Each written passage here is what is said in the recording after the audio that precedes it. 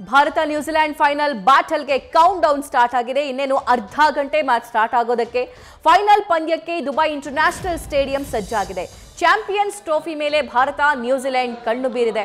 25 ವರ್ಷಗಳ ಬಳಿಕ ಭಾರತ ಕಿವೀಸ್ ಮತ್ತೆ ಫೈನಲ್ ಫೈಟ್ ನಲ್ಲಿ ಎದುರಾಳಿಗಳಾಗಿದ್ದಾರೆ. ಟೀಮ್ ಇಂಡಿಯಾ ಗೆಲ್ಲಲಿ ಅಂತ ಅಭಿಮಾನಿಗಳ ಹಾರೈಕೆಯಂತೂ ಇದ್ದೇ ಇದೆ. ದೇಶದ ಮೂಲೆ ಮೂಲೆಯಲ್ಲಿ ಬೇರೆ ಬೇರೆ ಪ್ರಾರ್ಥನೆಗಳು, ಬೇರೆ ಬೇರೆ ಪೂಜೆ ಪುನಸ್ಕಾರಗಳು ಎಲ್ಲವೂ ಆಗ್ತಾ ಇದೆ.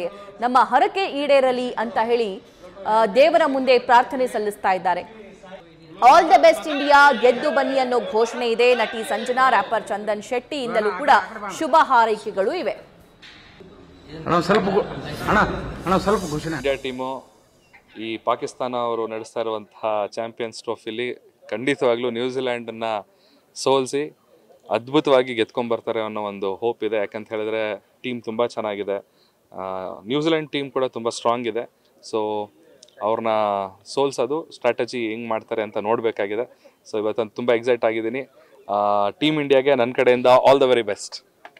ಇಂಡಿಯಾ ವರ್ಸಸ್ ನ್ಯೂಜಿಲೆಂಡ್ ಮ್ಯಾಚ್ ನಡೀತಾ ಇದೆ. ಸೊ ನನ್ನ ಫೇವ್ರೇಟು ವಿರಾಟ್ ಕೊಹ್ಲಿ ಸರ್.